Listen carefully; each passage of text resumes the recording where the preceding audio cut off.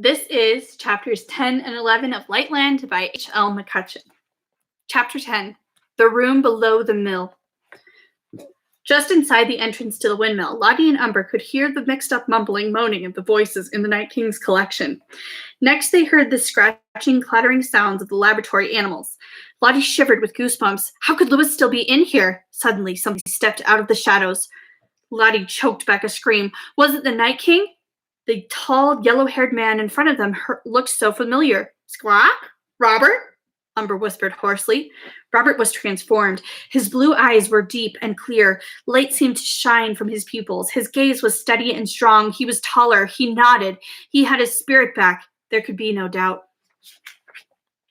I'll follow you now, Lottie Cook, he said. But how? What did you... Lottie spluttered quickly. What happened? Umber clucked and shook his head at her. Not now, he squawked and whispered to Lottie. We are following you. Lottie walked on, but she was distracted by Robert's appearance. Suddenly, she looked around her and realized that they should have come up to the stairs by now. Where were they? Had she missed a turn? Umber settled himself on Robert's shoulder and was watching Lottie intently. She was leading them, but she didn't know where she was. The green glow from the walls disoriented her. Lottie swallowed hard and indicated with a jerk of her head that they should keep walking forward. Looking straight ahead was as good as anywhere else. As the corridor turned in circles upon itself, and it dawned on Lottie that it was sloping slightly upward. She saw dark cracks in the walls near the ceiling and floor, but she didn't realize that they were being watched. Suddenly, 3 giant rats stepped out in front of them, baring their sharp teeth and holding their ropey tails like whips. Lottie groaned wildly in her clothes for something to use as a weapon against these monsters. Of course, she was wearing only her pajamas. All she had in her pocket was Lewis's little notebook. She held the tiny cherry seed in her hem of her shirt as though it were a good luck charm. She gritted her teeth. She shot a glance at Robert, who had assumed the stance of a boxer with his fists in the air. The cat at his feet hissed. Robert scuffled his shoes on the stone floor. Lottie wore only her soft-soled slippers. Kicking wouldn't even be effective. They were unarmed. How were they going to defend themselves? They should have carried sticks, torches, stones, anything. The smallest rat spoke. The famous Lottie Cook, isn't it? The other rats laughed in an ugly, sneering way. You're the one he wants, right? The others bobbed their pointy heads and made horrible sucking noises through their teeth. Who wants to see me? Lottie asked loudly, and the rats were still startled by the echoing boom of her voice. The biggest rat, the one in the center, twitched his whiskers. He is the Night King, Lottie Cook, and he'll do more than just see you. The rat leered in the closer to her, hissing as he spoke. He'll destroy you. Then he'll have to destroy me as well, Robert grunted, stepping closer to the rats. The 2 smaller ones slid slightly behind their leader. Suddenly, Umber burst from Robert's shoulder with a crazy howl, flying straight at the center rat. The flash of color terrified and paralyzed the rats, but it mobilized Robert and Lottie. In a wild moment of noise and motion, they dove at the rats. Umber was the biggest one in space, squawking ferociously. The bird managed to dodge the rat's flailing claws. Robert's cat joined Umber and chased from the other side. Robert lunged forward and managed to grasp the ropey tail of the rat on the left and used it to pull the creature off of its scratchy feet. Lottie faced the rat on the right. It was smaller but quicker than the other 2. Before she knew what was happening, Lottie fell on her hands, being bound by the sharp twist of the rat's tail. She resisted wildly, but the rat grabbed her by the hair and dragged her from the room. Her screams were lost by the echoing chaos. Robert and Umber looked up only in time to see her disappear in the dark crack in the stone. When they had disentangled themselves and reached the wall, the crack had closed and Lottie was gone. Robert pounded furiously on the stone wall. The rat that had thrown headlong in the opposite wall lay crumpled on the floor, but it managed to lift its head and laugh at them. Where did they take her, rat? Robert demanded. Bah! The rat spat at them. Robert glowered in disgust at the creature. Where is she? Umber's rat was curled in a ball at the corner. You've lost that one, it sneered, wheezing for breath. And you're trapped as well. Robert lifted the crumpled rat by the scruff of its neck. Open the wall, he growled. Do it now. Bah! The rat spit again. Or you'll do what to me? Kill me? Go ahead. I'd as soon be killed by you as stuffed into one of those sacks. Ha! The other rat joined in. That's waiting for us now. The veil for sure. Nothing worse that you can do.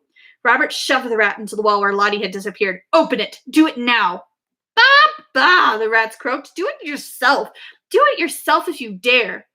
Umber fluttered clumsily to Robert's shoulder. We can do it. It has to be simple. If they can do it, we can do it. Squawk! The bird looked at them with contempt and the rats at the floor. Robert pressed his hands on the wall. Nothing happened. She's in there somehow, Robert fumed. He tried again, this time barely grazing the stone with his fingertips, his head pounding, but his hands were hovered there, barely touching the wall. It has to open, he thought. It will open because it has to open. And that was all it took. The crack slid silently open, easily wide and tall enough for Robert and Umber to pass through, leaving the disappointed and injured rats behind them. Lottie was long gone by the time her friends passed through. She had been dragged down the walls of the old windmill. Cracks shifted and opened and closed again at the slightest touch from the rat. Lottie frantically tried to memorize the direction, but it was futile. How could she open and close those solid walls? It was magic, and she didn't understand it. And even if she could figure out how to do it, she'd never be able to retrace their steps. The rat was huffing and puffing as he hauled Lottie to their final destination. There were small, high windows ahead of them, and Lottie could see the grass growing around the window as well. It was a room just below ground level, like a basement. The windows looked out behind the mill. Lottie could see the smoky fire pits that she glimpsed on her way inside. She grimly estimated that the windows were 10 or 12 feet from the floor. It would be difficult to reach them, but it seemed to be her best chance of escape. At least she'd be able to find her way if she could get outside. The ceiling of the room was a tangled mess of gears and electrical wiring. There was a large generator, evidently powered by 8 long arms that turned in the wind high above them. This motor was built into a kind of loft at ceiling level. Thick insulated wires snaked down the walls and across the floor to oversized looms that filled the space. It had to be outfitted as a textile mill. The electricity that was captured from the wind was channeled here, below ground, to these machines that could be used to weave fabric. The rat dropped Lottie and looked around nervously. There was no one else in the room, but the rat was clearly expecting someone. "Should tie you up," it grunted with great annoyance. There was plenty of rope. The room had barrels of rope and chain and cording and straps and ribbon and strips of strange fabric remnants, but the rat looked around despairingly, as though there was nothing to use. He didn't even seem to consider touching any of these things. Lottie didn't understand this hesitation, but she certainly wasn't about to make any suggestions. She rubbed her sore limbs and gingerly touched her face. Her cheek was scratched raw. The rat made a high screeching sound. Lottie could just barely hear it. The pitch was so high. In answer to the call, Lottie heard scratchy, scampering footsteps. 2 white lab mice appeared in the doorway. They were smaller than the rat, but enormous for mice. The rat gestured toward Lottie. "Know who that is?" he asked with a snarl. The mice nodded nervously. "Well, keep her in here. I'm going to make the report. Understand?" The mice nodded again, terrified this time. They clearly didn't appear to be up for the job of guarding, Lottie thought. She felt certain she could knock both of them over with one good push and make her way out the door. The question was, what would she do after that? Which way would she go? She didn't know. The big rat stormed out impatiently with one last glare at Lottie. Half of its ugly mouth curved in a grotesque smile. It seemed very pleased to be placing responsibility on these underlings and getting out of the room. As his scratchy, self-important footsteps echoed through the stone chamber, the 2 young guard mice looked at her apprehensively. "Lottie Cook?" one of them whispered. Lottie nodded. "How do you know who I am?" she asked quietly, trying not to frighten the skittish mice. They would know the way out. She hoped she might trick them into helping her. The same mouse gasped a little. "Wait here. His kingship curses your name. The stones repeat it." The other mouse gave her a threatening look, which clearly wanted him to shut up. "But why?" Lottie asked. She didn't expect the mice to tell her, but she was just really thinking out loud. "Your memory is strong, Lottie Cook. He knows it. The tree grew. Nothing new should grow in his lands anymore. He keeps tight control, but he saw the tree you grew. He fears it." The silent mouse was shaking now. It looked as though it might run away at any minute. Lottie reached down to the hem of her pajamas and felt the cherry pit. "He's afraid of my cherry tree?" she asked. Finally, the second mouse spoke. "Not afraid of anything. Angry." The mouse stamped his foot and glared. The first mouse clapped its paws over its mouth. Lottie wasn't sure if she'd get much more information from these frightened guards, but she was fairly certain that she didn't have anything to worry about them. They wouldn't hurt her. She could storm out past them if she tried, but first, she ought to have some sort of plan. She got to her feet and walked around the room. The mice were quite clearly uncomfortable with this, but they didn't say anything to her. They just kept looking nervously at each other. Lottie walked to the looms and looked out at the pinkish fabric being stretched across them. It was glowing softly. Lottie longed to feel it. When she reached out her hand to touch it, the first mouse cried out as if to stop her. Lottie gave the mouse a puzzled look. "Why shouldn't I touch it?" she asked. The second mouse glared at the first, and neither one answered. Lottie reached out her hand again. The first mouse's whimpering gave her a moment's pause, but she couldn't stop herself. She went ahead and touched the cloth. It was hard to describe what happened next. Space and time exploded, or imploded, with Lottie Cook at the center. It was the deepest night and brightest day. She was flying, she was diving, silence, chaos, again and again. Blinding light echoed through the vibrating darkness. Time expanded and contracted. The next moment she was fully conscious. Lottie trembled like a leaf in a storm. Her eyes closed and she was afraid to move. She had remembered. No, it was more than that. It was beyond a memory. It had been real. The sound of a voice humming, waiting for water to boil. She had been with her mother again. Lottie didn't want to open her eyes, afraid of what she would see or what she wouldn't see. She tried to stop her hands from shaking so she didn't breathe for several minutes, and then suddenly, without realizing it, she gasped ferociously, sucking in air with painful gulps. It had been on her mind, on the very back edge of her mind, ever since Xerox had appeared that night with Lewis. If she had remembered the dogs, if he had remembered the dogs and they had come, what else was possible? If she could create an image of her grandfather, why not others? She had pushed the thought of her mother back to the impossible.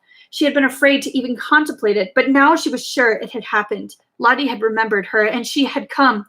She couldn't find the details in her mind. For the moment, she couldn't even remember what her mother looked like in the treasured photographs that Lottie kept in her top dresser drawer at home. But she could feel it. She could feel her mother's presence. The cloth, Lottie thought, mouth still gasping, eyes still closed. Her fingers were empty. She must have dropped it. She was afraid to touch it again, and yet she longed to touch it again. Cautiously, she opened her eyes. The room was unrecognizable. It looked as though it had melted. The very stone was blasted smooth and glistened, glowing almost white. The door and windows had vanished into a molten wall of transformed stone. She was alone. There was absolutely no sign of the two mice who had been guarding her. No trace of the looms or spinning wheels. Not a thread remained of the baskets, cloth, strings, ropes, chains, yarns. There was nothing, especially not her mother. There was only Lottie. Chapter 11. The Veil of Oblivion. High above the windmill, fortress of the Night King, Lewis felt the floor he was standing on tremble. He didn't know what magic might be surging through the building. Lewis had no idea that it was Lottie deep below who had rocked and melted the massive stone walls. Now that the Night King had left, locking Lewis in the room with his collection, he felt every muscle in his body quiver and collapse. He slumped to his knees and looked around bewildered. How had he survived that confrontation with his father? October emerged from his hiding place, and Lewis felt the slightest, gentlest touch from one tiny paw on his left hand. Lewis took a deep breath. He felt both a shivering relief and an overwhelming dread. His injured hand tingled and burned. He had to wrap it. Looking at the vast pile of cloths, Lewis decided to choose one. He would tear one and use it as a strip bandage. Most of the sacks weren't fit to use. They were either too rough or too heavy to tear, too dirty or too sharp to put on his skin. Lewis moved into the middle of the room and searched with his eyes. He saw a bit of something that looked like a soft flannel. It was incredibly soft. Lewis pulled a pale yellow bag out of the pile. It was clean and thin, the size of a pillowcase. October gasped as, without even hesitating, Lewis held up the bag firmly with his right hand, grabbed the top between his teeth, and yanked with all his might. The soft fabric tore neatly. Lewis wrapped it lengthwise into a long bandage and threw the remainder back into the pile and began to wrap his hand. October scurried over with a look of pure amazement on his face. He helped Lewis pull the fabric tight and tied a knot over the back of his hand. Lewis expected the blood to soak through the pale yellow bandage easily, but it didn't. Within minutes, he felt much, much better. The color had returned to his cheeks. He wiggled his finger and was surprised that they felt all right. Better than that, they felt strong. Not sure why, Lewis retrieved the rest of the yellow torn bag and stuffed the cloth into his back pocket. You spoke, October whispered. Lewis nodded and then said, yes, and he actually laughed. The mouse was so startled that he tumbled over. Real laughter had perhaps never been heard in this cold room. Lewis's small laugh bounced off the walls. Then something strange happened. The pile of sacks shifted. Lewis and October both gasped. Had they imagined it? Suddenly, the pile seemed smaller than it had just seconds before. We have an hour then, Lewis said, his eyes wide, studying the pile. October nodded. They began moving the bags and sacks and sheets. They worked by instinct, not knowing if they were making the right choices. They started forming a rejects pile of sacks they believed to be useless, bags that just seemed wrong somehow. First in the rejects pile were all of the sheets made of metal. They clinked and landed heavily in the corner. For some reason, Lewis found himself moving the sacks with his left hand, the one wrapped in the yellow bandage. His fingers no longer hurt, and they somehow seemed safer to him. October scurried among the bags, sniffing and prodding. One sack, woven of a strange, papery crepe, burst into flames when the mouse poked his head inside. The poor mouse barely escaped. Lewis came trampling over and put out the fire by stamping on it with his boots. Still, even with his boots smoked and the smell of singed leather, even when he saw the fear in his small friend's eyes, Lewis was lighthearted. He knew that he stood a chance. Maybe it wasn't quite likely that he would escape in one piece, but he didn't face certain doom, and it cheered him to think about how he had stood up to his father. Then he reached for a shimmery, floating-looking bag, but before he could put his fingers on it, it was gone. Lewis gasped, and October ran over, expecting another fire or worse.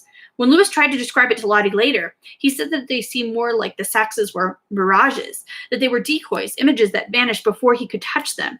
Time slipped away as they sifted through the room. Lewis couldn't be sure, but he thought that more than an hour had passed, much more than an hour. Why hadn't his father returned?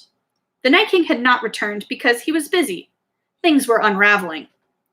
The explosion in the room below the mill had been felt throughout the fortress. The walls shook, the floors trembled, the stones melted and fused, and many passageways that had appeared to be solid rock seemed to vanish. As Lottie and Lewis understood it later, much of the fortress was created from magic, just like the mirage sacks that Lewis had discovered. When the explosion rocked the foundation of the windmill, the illusions disappeared. Robert and Umber suddenly found themselves racing through the wide, clean halls as they searched for Lottie. There was no need to weave through the narrow, dark gaps in the rock. They whooped with excitement as they ran. Somehow, this had to be a good thing, they thought. They were changing.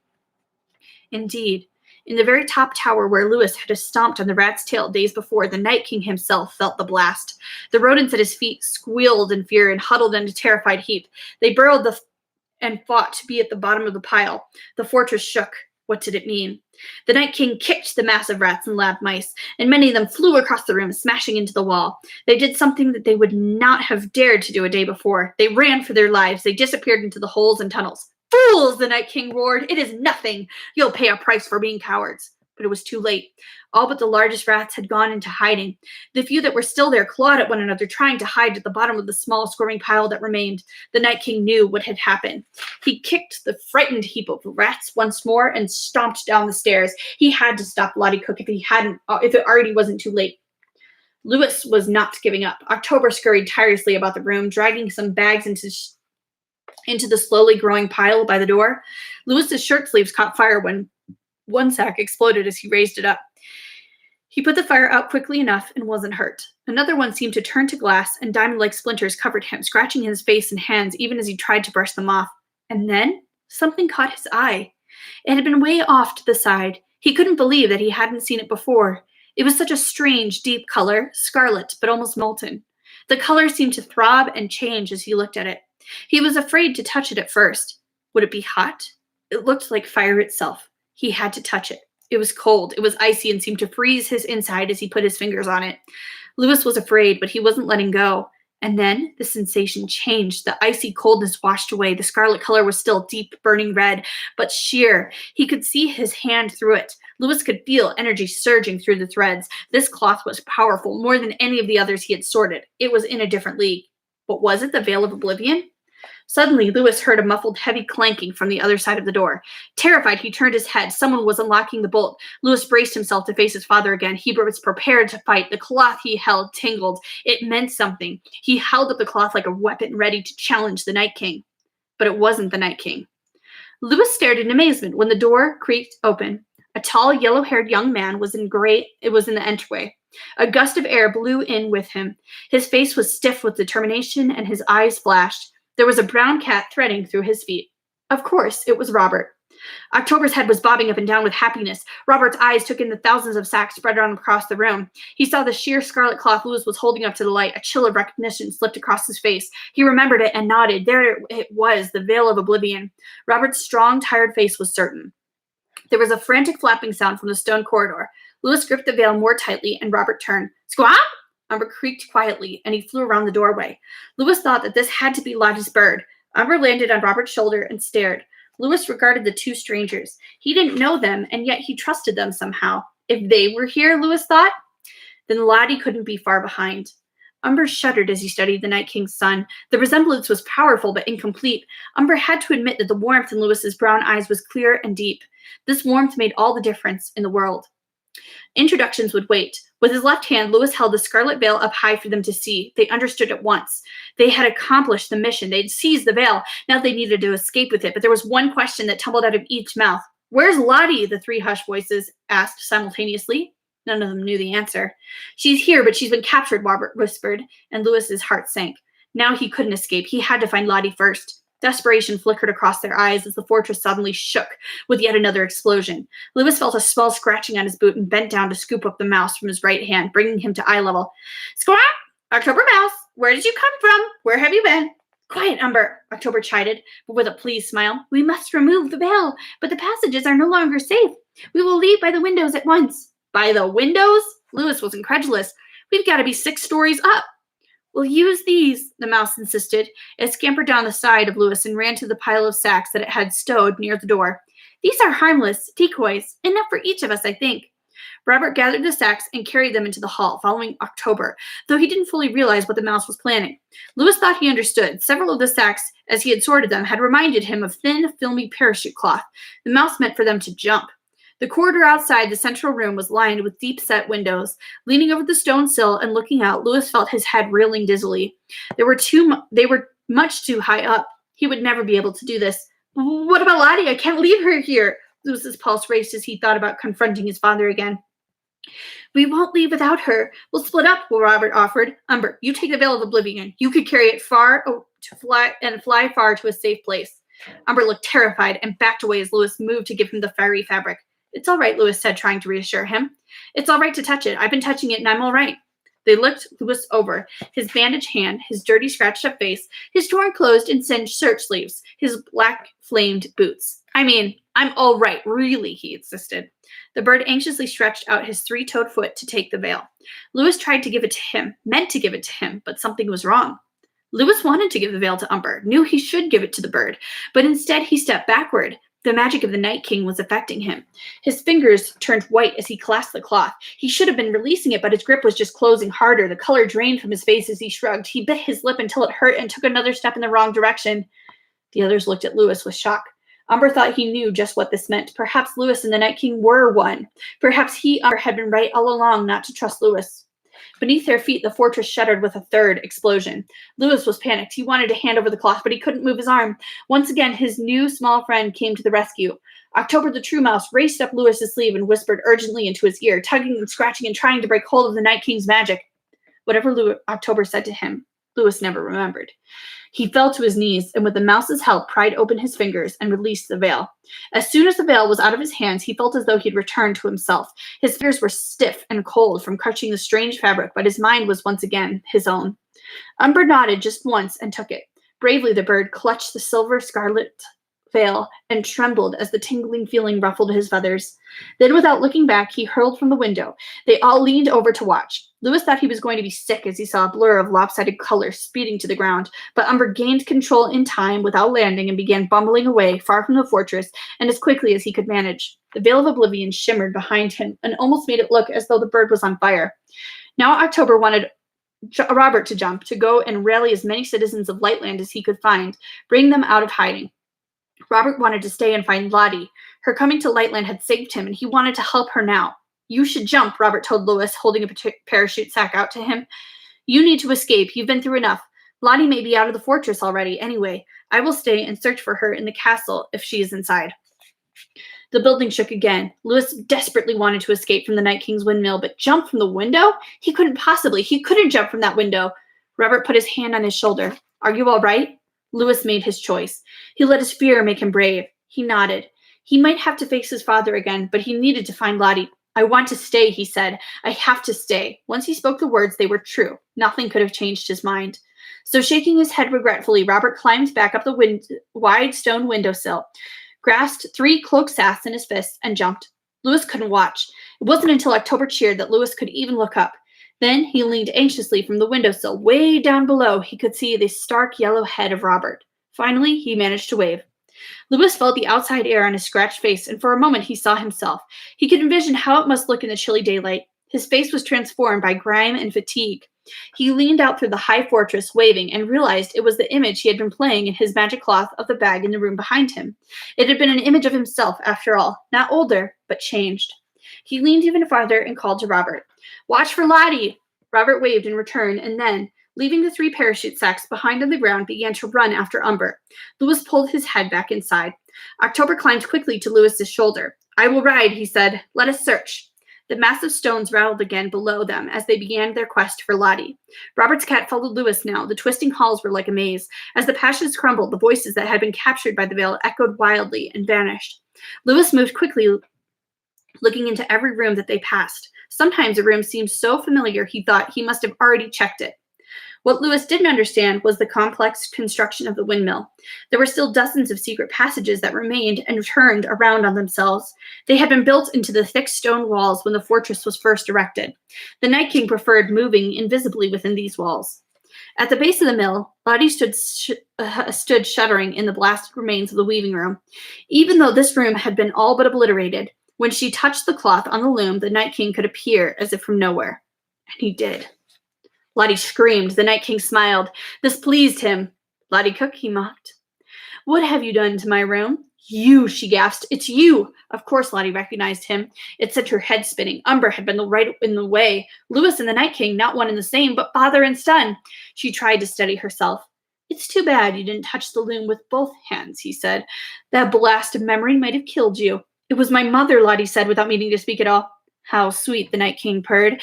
But you didn't dare try to force her memory on you, did you? You could have done it all along, you know. You evoked your grandfather, he sneered, but you didn't dare call on your strongest memory. Too cowardly to recreate your own mother. I could have, Lottie gasped. All along? Of course, there's no remnant, really, to the force of memory here.